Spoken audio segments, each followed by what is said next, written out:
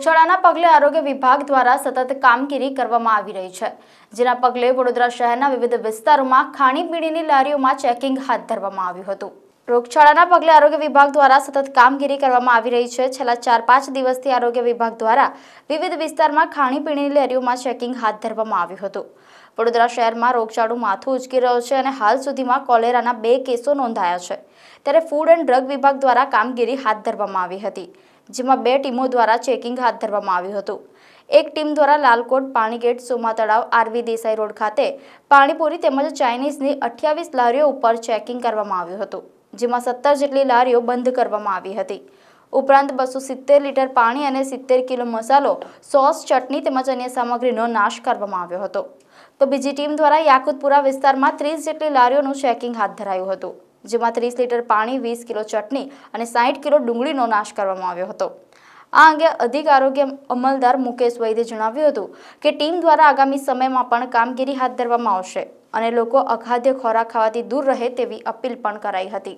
આ વારસિયામાં તિવારી ચાલનો વિસ્તાર છે। આના પહેલાં નરસી ટેકરી વિસ્તારમાં પણ ચેકિંગ હાથ ધરવામાં આવેલ છે।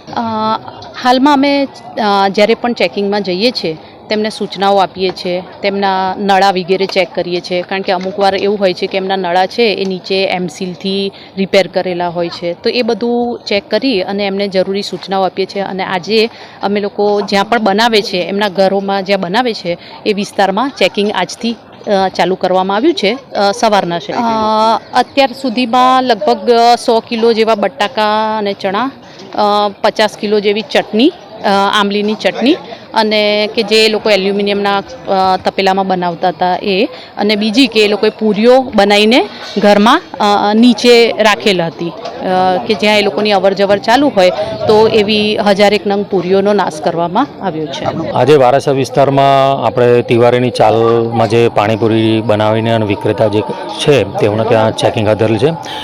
વડોદરા શહેરમાં જે રોગચાળો જે શરૂ થયો છે તેને આપણે કંટ્રોલ કરવા માટે અગાઉથી જ આ ઇન્સ્પેક્શન ચાલુ કરી દીધેલ છે અને તેઓને જણાવેલ છે કે હમણાં 1 વીક સુધી આ પાણીપુરીનો જે ધંધો છે એ સદંતર બંધ રાખે અને જ્યારે પણ શરૂ કરે ત્યારે શેડ્યુલ 4નું પાલન કરી અને ધંધો એ શરૂ કરીશ।